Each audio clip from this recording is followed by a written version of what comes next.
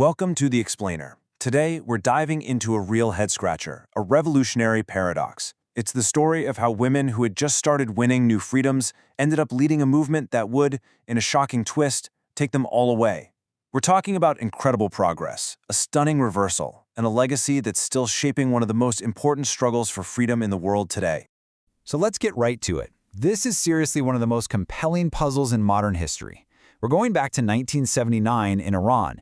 You've got countless women marching in the streets to overthrow a regime, only to have the brand new one strip them of rights they had just fought for and won. How on earth did that happen? All right, to really get what happened in the revolution, we've got to rewind a bit. We need to look at the 2 decades leading up to it. This was a time of absolutely unprecedented change for women, all driven by the state. And it was a transformation that was as fast as it was, well, controversial. And believe me, the change was absolutely staggering. Picture this. In the early 1960s, a woman's legal status was incredibly restricted. I mean, she couldn't travel or even get a job without her husband's okay. She had almost no way to get a divorce, and if her husband died, she wasn't even the legal guardian of her own kids. Now, fast forward just 15 years. The whole legal landscape is almost unrecognizable. Women can now initiate a divorce, family courts are deciding custody battles, and they're serving in some of the highest offices in the entire country.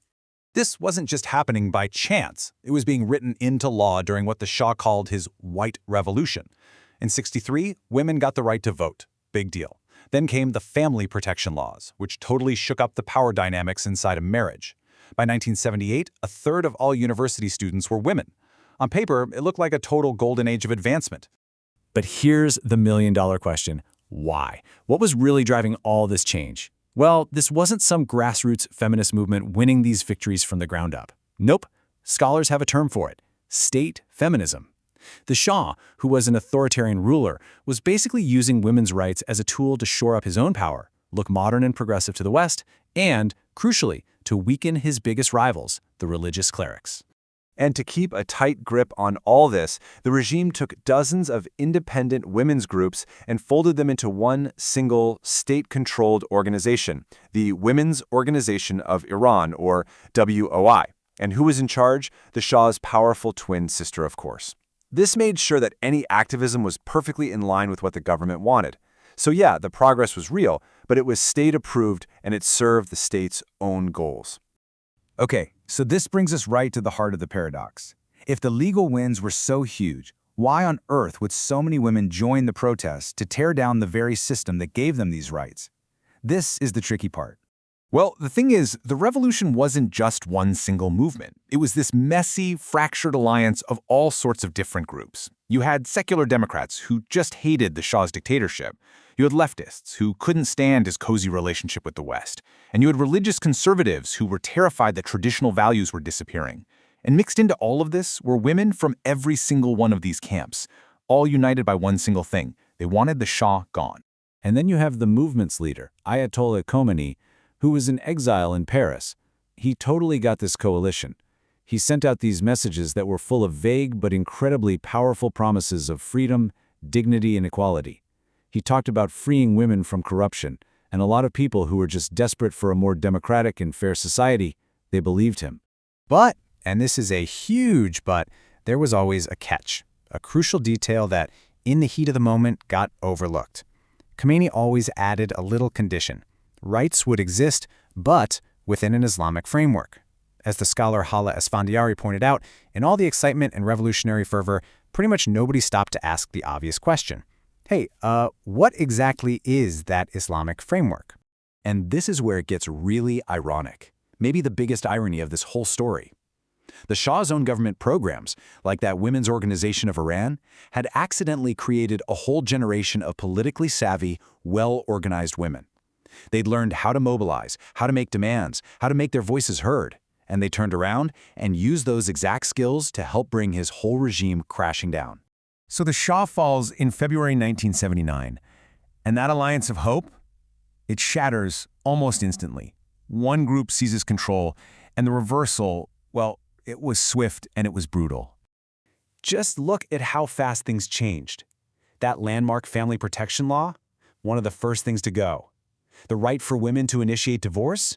Gone. Pretty much reverted back to being a man's right only. Women serving as judges? Banned.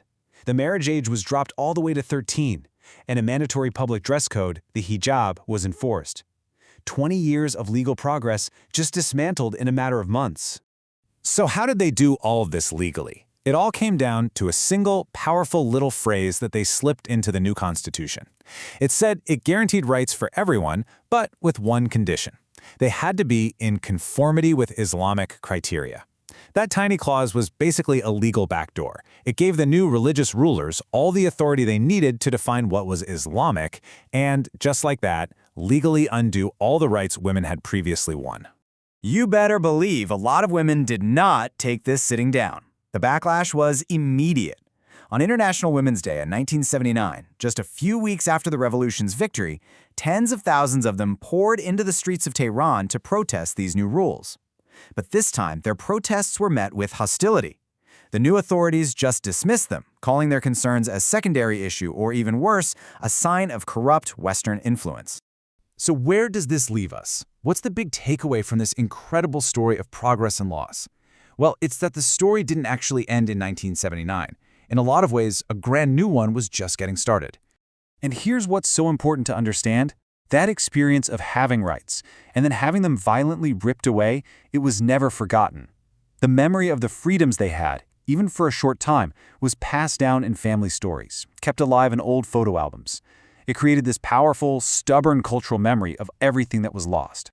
And that memory, it didn't just fade away. It became the seed for future resistance. It's what directly fuels the relentless struggle that we see today, from decades of small, quiet acts of rebellion all the way to the massive woman life freedom movement. The women of today know what freedom looks like, even if it's just in memory, and that gives their fight an incredible resilience and power. And all of this leaves us with one last, really challenging question to chew on. This whole story forces us to ask something fundamental about how progress even works. Are rights ever truly safe when they're just handed down by an authority from the top, instead of being fought for and won by a democratic movement from the bottom up? This explainer was created with the assistance of AI. For more stories like this, you can find 30 Seconds of History on Instagram, TikTok, and YouTube.